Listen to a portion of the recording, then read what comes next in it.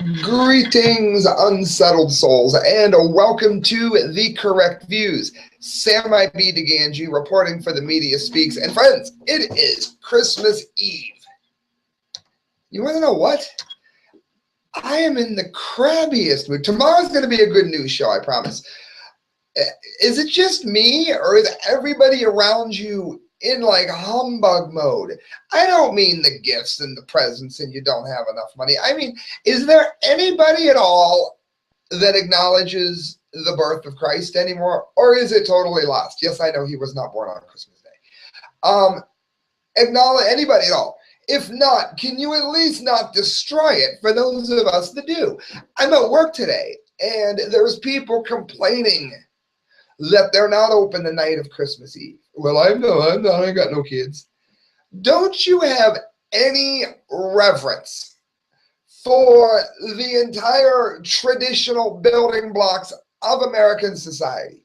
Do you care at all about taking something that is sacred to people and at the very least not being the biggest killjoy ever? I just don't understand it. So I've put a show together, and tomorrow it's going to be all good news. I promise. It is. It's going to be all good news tomorrow. I haven't done a good news show in a long time. I'll be doing it tomorrow night. These are stories that I think universally, not just the problems in the U.S., but the problems over the course of the whole globe here. I'm just going to cover these. This made me sick. Israel slams EU over plan to take Hamas off the terror list. Now, let's factor out whether or not you like Israel or not. Personally, I have nothing against Jews. I do not like Zionism, and there is a difference, but it's bigger than that. It's bigger than that because it's of no importance whatsoever if you like Israel. The point is that Hamas is the very epitome of what terror is. They are notorious for killing children, blowing children up, blowing up innocent people. They are one of the most evil groups that have ever existed in the last, 200-300 years. Despicable, rotten, evil, terroristic people. And that is true even if you hate Israel. That is true even if you love Israel. It is a correct view. It says Israel Prime Minister Benjamin Netanyahu slammed the European Union yesterday for removing Hamas from its terrorist list, calling it a staggering example of European hypocrisy and an indication that many of the continent have learned nothing from the Holocaust. I agree. I totally agree. I put down in the description for this video, taking Hamas off of the terror watch list is like taking Adolf Hitler off of the Nazi list. It is, from its very core and foundation, terroristic. The EU court order to remove Hamas from the EU terrorist list came the same day as a United Nations body in Europe delivered a stinging rebuke of Israel's settlement construction in the West Bank and called for Israel to be investigated for war crimes. I don't think Israel should have ever given up the Gaza Strip. They have gotten nothing but bombs sent to them since they did. And I'm not the only one that predicted that would happen. So did Michael Savage. And it's exactly what happened. They should have never given it up to begin with. It was a travesty. It says, today we witnessed a series of examples of European naivety and, may I add, hypocrisy, Netanyahu said before an audience of international journalists in Jerusalem. Do I like Netanyahu? Not really. They point to the spirit of appeasement in Europe, of the very forces that threaten Europe itself. Too many in Europe are calling on Israel to make concessions that would endanger not only the security of Israel, like giving up the Gaza Strip when they got bombed, but also, paradoxically, the security of Europe itself. Again, Europe is letting a terrorist group run free. It's not even listed as a terrorist group anymore. And it says Israel is in the forward position of European civilization. Israel is the bulwark of European values. So you've got terrorists now getting credence and respectability in the European Union. Maybe that's one of the reasons that evil is simply so extant in our world anymore that you can't have anything nice like Christmas. Is that what it is? I don't know. Max Slavo, SHTF plan, mark of the beast, microchips trending to become essential keeper of passwords and digital currency. Everything people say is the mark of the beast. I have a tattoo. Oh my God, that's the mark of the beast.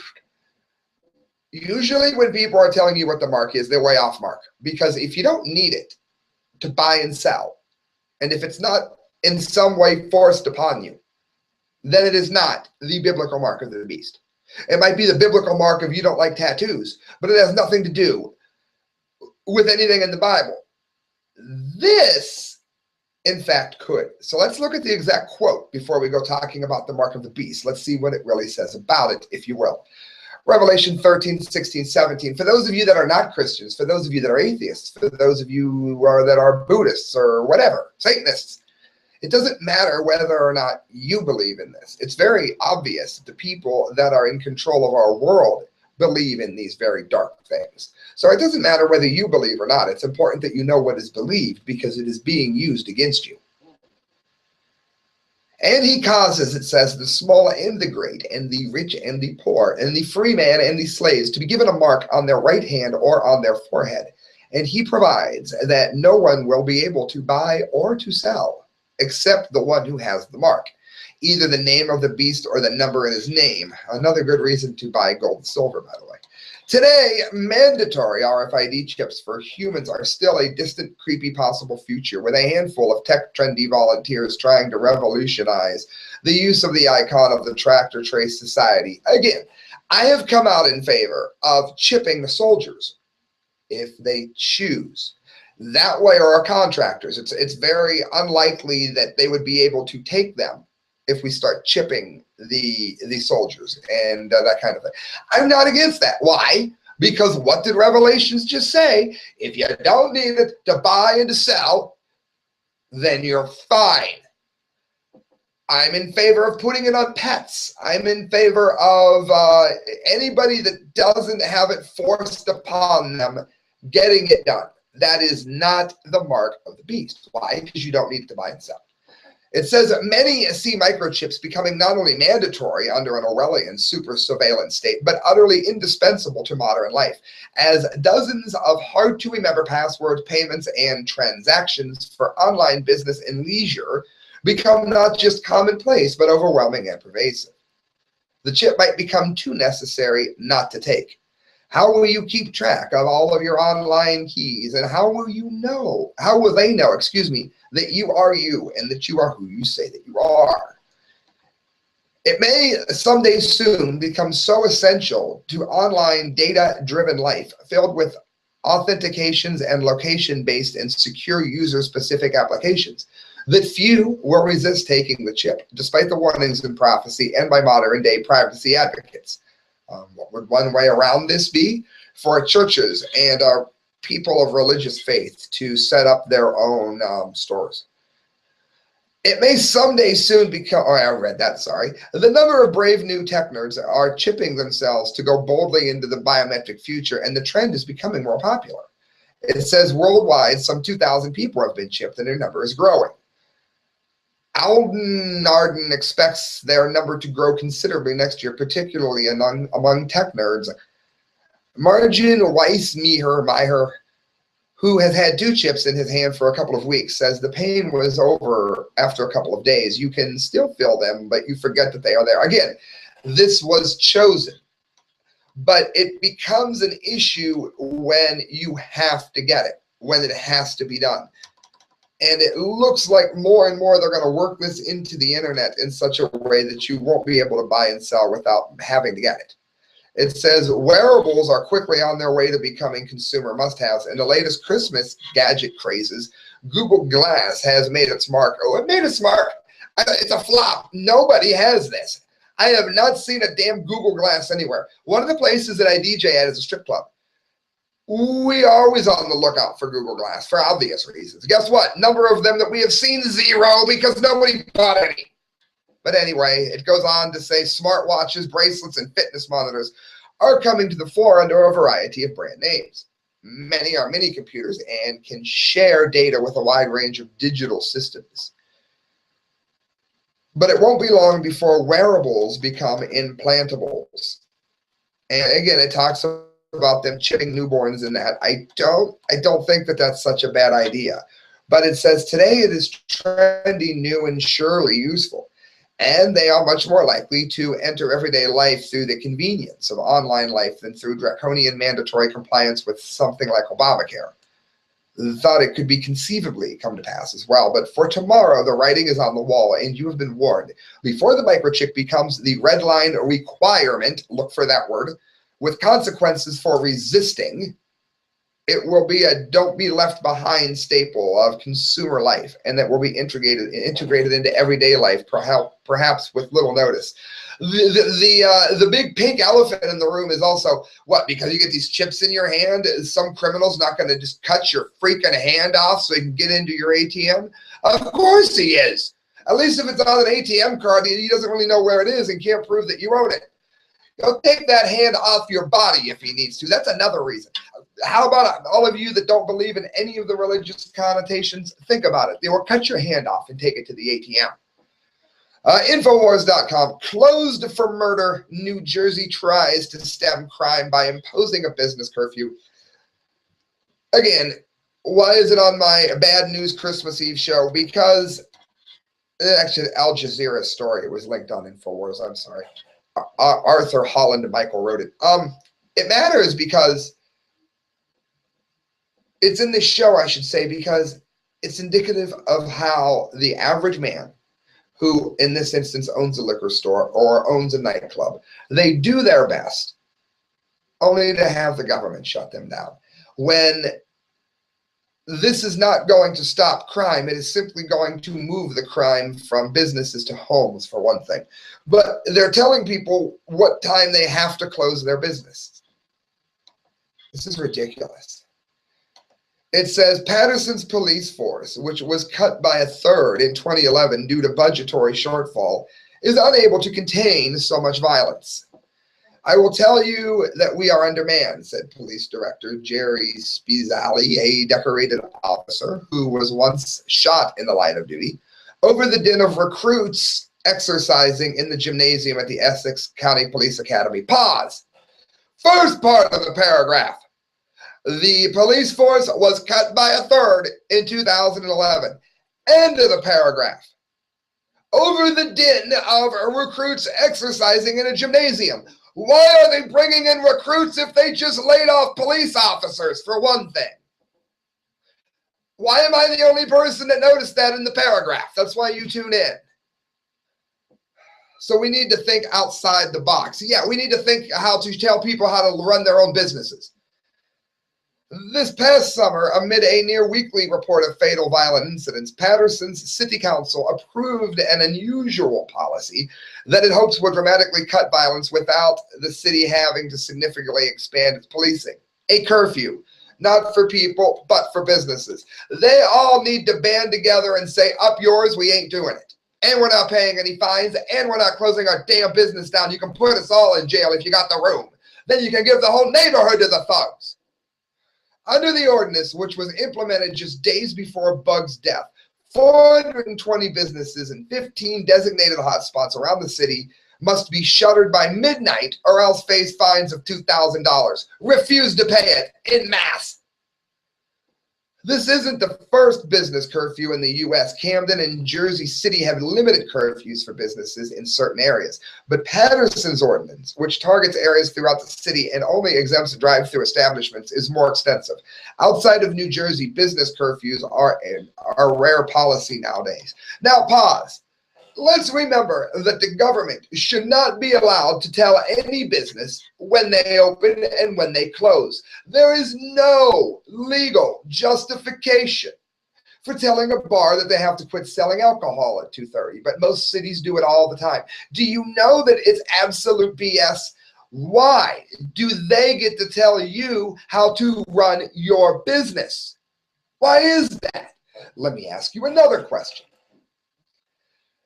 You'll say, well, Sam, if we don't have all these rules and all this red tape, if a liquor license doesn't cost $100,000, then, we can't prove that these places aren't poisoning people. Let me tell you something. You can look this up. Back in Al Capone's day, when they had speakeasies, they made gin in a bathtub. If they poisoned somebody, do you think anybody ever went back to their speakeasy, or did it close? And do you think they went to jail for poisoning somebody? They did. And if they managed not to, nobody went to that speakeasy anymore. Guess what happened to the speakeasies that weren't poisoning people? They had the big band legends. Louis Armstrong, he was like the Metallica of his day. Louis Armstrong played there in speakeasies. So don't tell me that the government needs to oversee something to make it safe. That's utter BS. It says, in theory, the curfew will cut crime by emptying Patterson Street, creating, as Spiesel put it, a situation where people don't have havens in which to hide. With businesses closed, he said, there's not a logical reason for somebody to be hanging out there. So it is easier for police to identify people who don't belong. So, anybody walking down the street, of course, now can be bothered. Some residents and business owners have welcomed the ordinance. These things have been going on Patterson for the last 15 years. I think it's a good idea, said Peter Arachraya, Acharya, go for it, who owns Florida Drugs and Liquor, a pharmacy on Broadway, a block away from a gas station where a shooting last year ended in the death of 2 sales clerks. Well, let me ask you a question. Why don't you have bulletproof glass in the store if it's that bad of a place? Guess what? Bulletproof glass, clerk lives. No bulletproof glass, clerk dies. Not that hard. Others are displeased. I would hope so. It says one of the curfew hotspots, which was designated based on crime statistics from the past 2 years, is Straight Street, on the straight and narrow, a busy thoroughfare with several bars, liquor stores, restaurants, and an elementary school. Might I add, people that paid through the nose for the right, which shouldn't have even had to be paid for, of opening their bar, of getting their liquor license for their bar and their store. Perfectly legal restaurants that are going through all the red tape that they shouldn't even have to do for reasons I just stated a minute ago. It has seen a number of violent incidents, including the murder of an off-duty police officer in 2011. On a recent Friday afternoon, 2 friends, Angel and Jose, said they feel less safe on Straight Street since the ordinance took effect. Not more safe. The men were relaxing on bar stools between games of pool at Moe's Bar and Liquor, located at a busy intersection of Straight Street and Park Avenue, which is another troubled street. It says a block full of people, they said, is less menacing than a deserted one. Common sense. It's messing everything up, said Angel. Jose said the streets are empty, so it's more dangerous. On November 23rd, 1 week after the pair met at Moe's to blow off steam and talk about the curfew, a 19-year-old man was shot and killed at 3:40 a.m. in the nearby 4th Ward. Of course, you can't have guns in the liquor establishment, so only the criminals bring the guns in. Therefore, an armed society is a polite society. But no, they don't let you have your firearm in a bar. So of course now everybody knows you go to the bar with a firearm and you can rob the whole place. It says nor does the curfew address crime at other times of the day. They said a couple of days ago I saw someone get robbed and knocked out in broad daylight at that very intersection, said Jose. So you mean sacking the businesses isn't helping?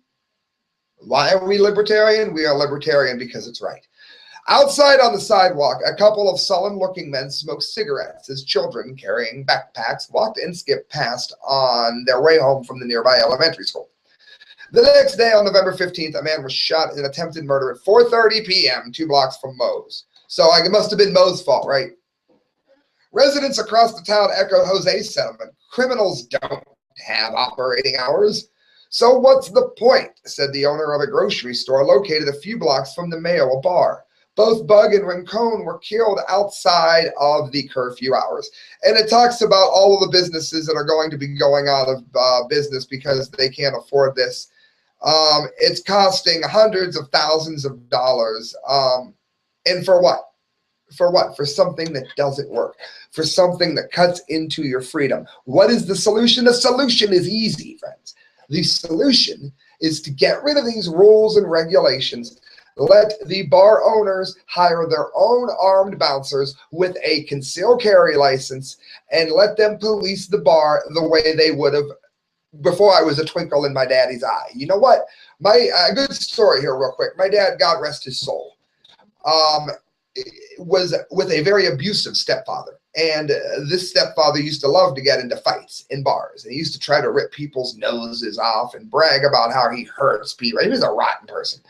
Anyway, he didn't do this in one bar because the owner had a bat. And he said, I'll take your head off. And if you start to win the fight, I'll shoot you dead. And guess what? There were no police in there going, you violated his rights. You know what?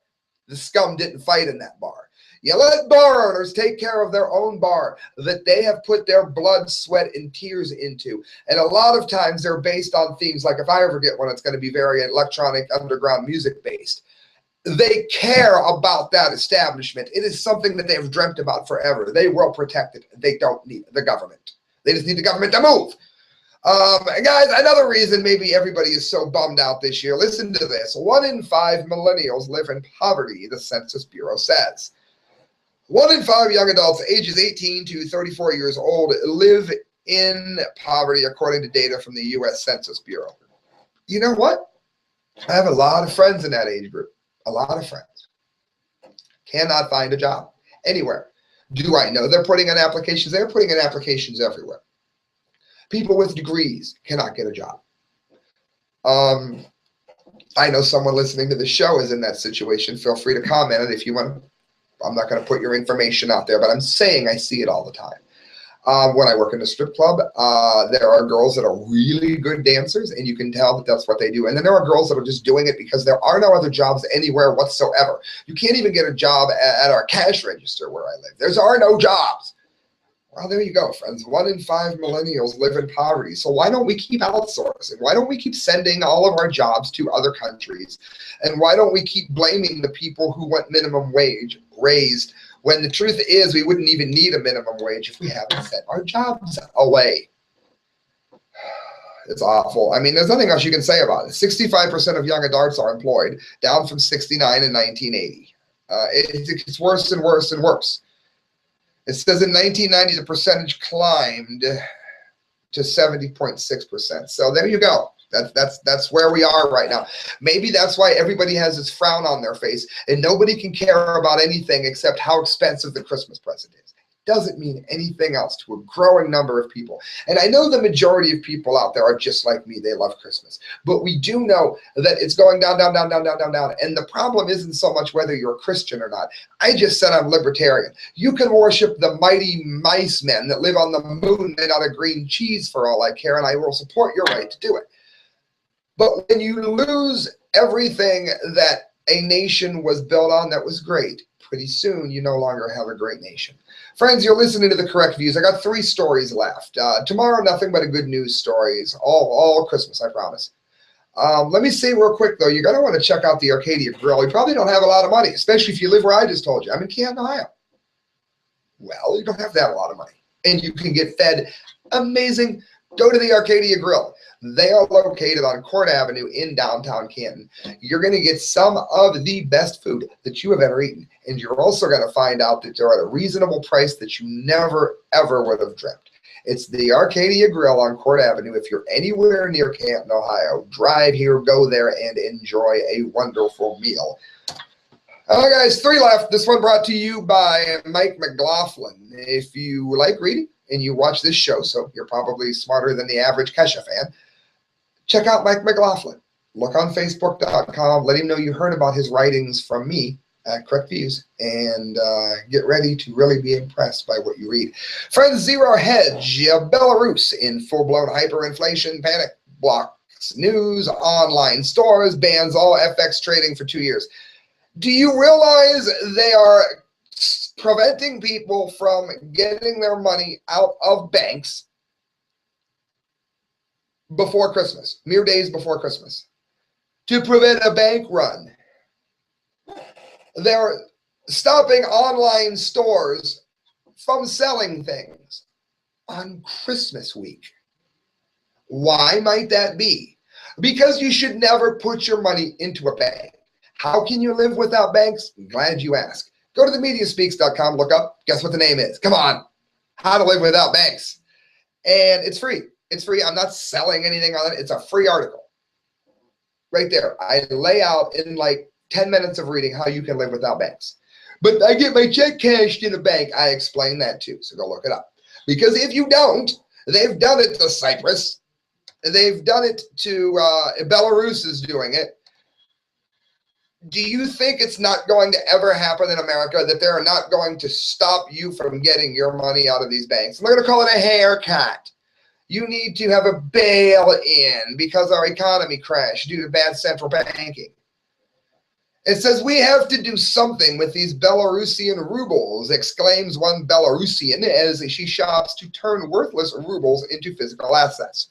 As AFP reports, the Belarusian currency was dragged down by the slide of the Russian ruble last week, leading authorities to impose draconian measures, forbid price increases even for imported goods. Pause. So they're telling people how much they're allowed to sell things for. Warn people against panic. Yeah, why would you panic except for the fact that the government's telling you can't have your money and they're telling you how much you can charge? Why would you panic? Now, however, in an effort to stem the flood of hyperinflating domestic prices, authorities have blocked online stores and news websites to stop the run on banks and shops as people scramble to secure their savings. Well, what can you do? You can send them this show because in many instances, since it's such a small show, their servers don't filter me. One of the blocked news websites noted, it looks like the authorities want to turn light panic over to the full fall of the Belarusian ruble into a real one. Listen to this. Belarus blocked online stores and news websites Sunday in an apparent attempt to stop a run on banks. That means get your own money out of a bank because you don't trust the economy. They're not letting you do that. But it's my money, and they're taking it. It says, and also they don't want shops as people rush to secure their savings. So they're not in charge of their own savings if they're in a bank. How do you live without banks? Look it up. In a statement Sunday, a Belapan news company, which runs popular independent news websites, Belapan.by and NavyNY.by, said the sites were blocked Saturday without warning. Well, good. Send this show to the Belarusians.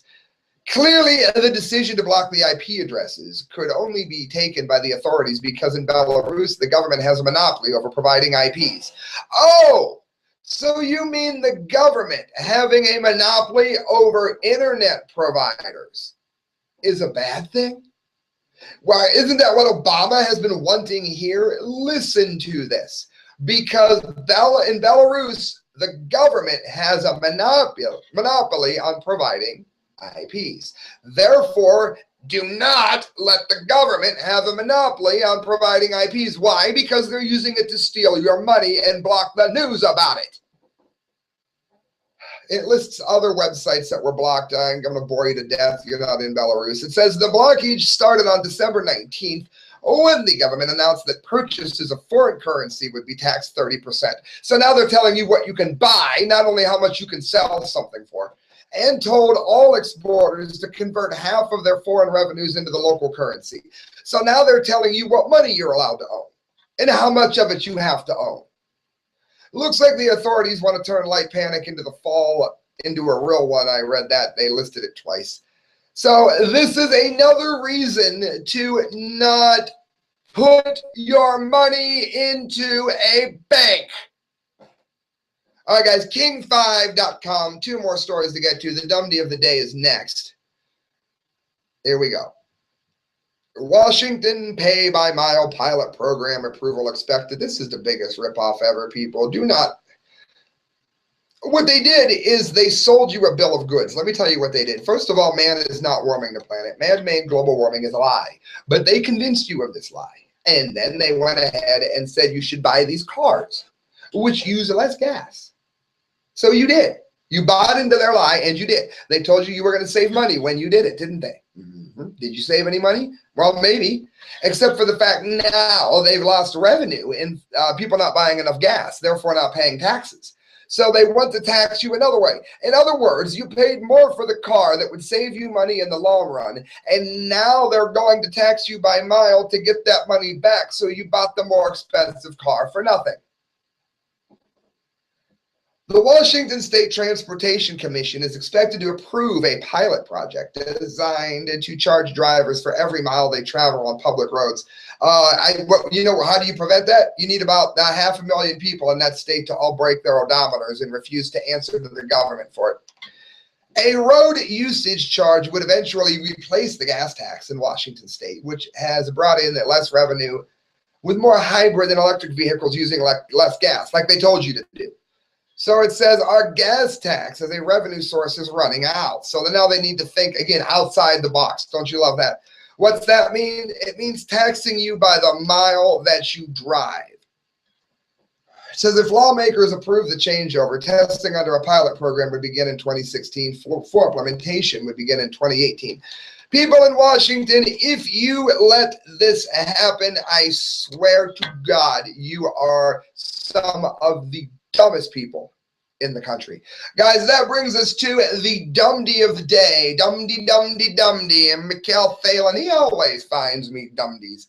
Prisonplanet.com. Parents threatened by CPS, Sieg Heil, for letting children play alone at neighborhood park. Yes, it's the second time. You're repeating yourself. You've reported on this before. No, this is another one. A dumdy of the day for the CPS Nazis here in Montgomery County. Why do I do these? Because I want you listening to this to go ahead and call the Montgomery County Child Welfare Services and let them know that what they're doing is wrong. It's an overreach. They need to get the hell out of their family's private business.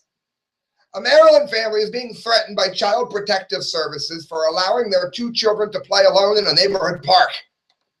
Well, yeah, because their parents pay taxes. Why should they be allowed to use the park?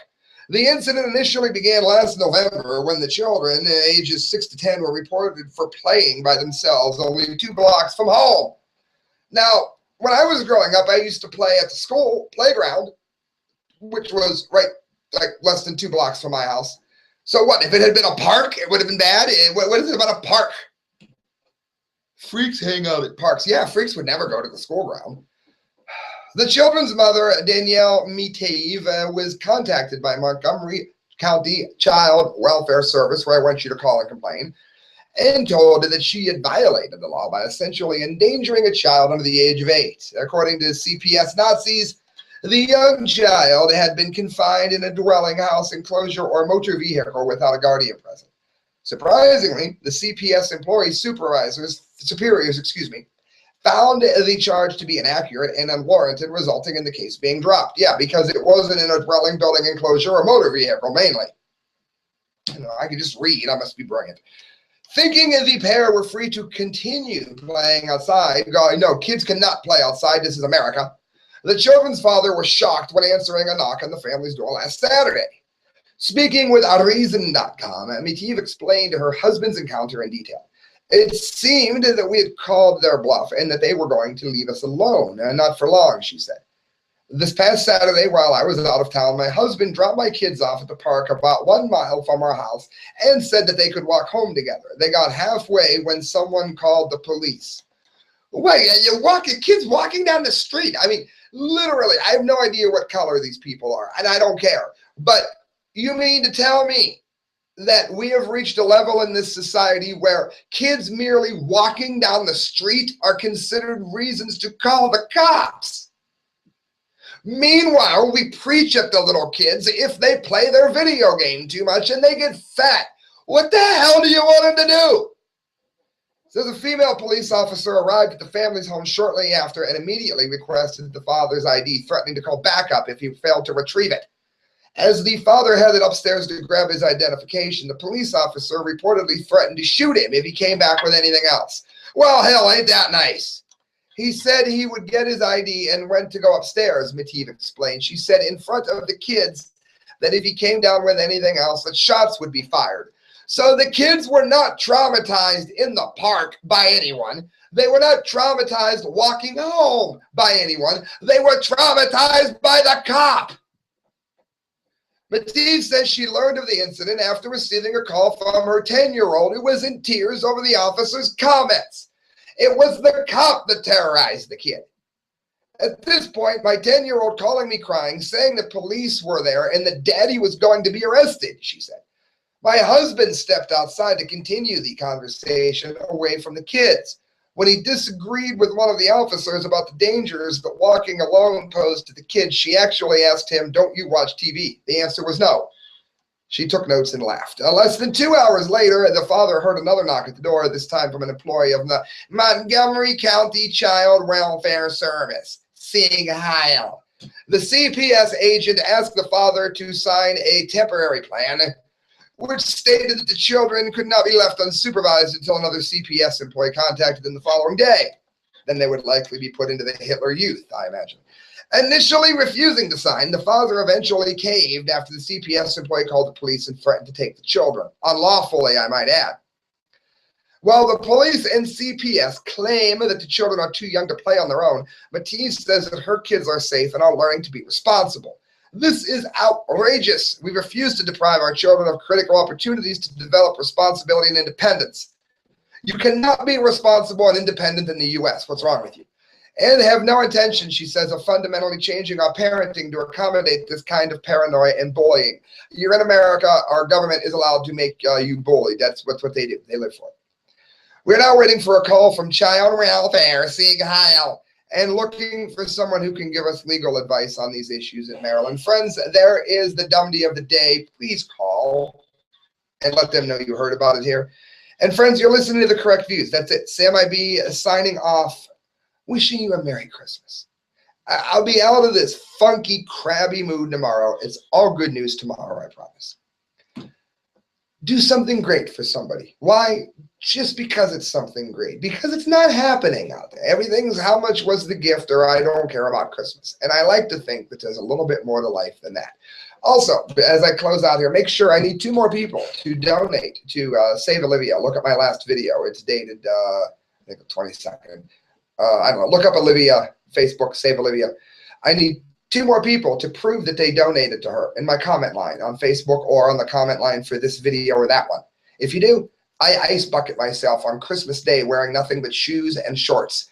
If 7 more of you do it, I needed a total of 10. The singer of Passing Time, Serenity, will be in a bikini doing it as well. Friends, good night. God bless. And Merry Christmas. I'll see you tomorrow.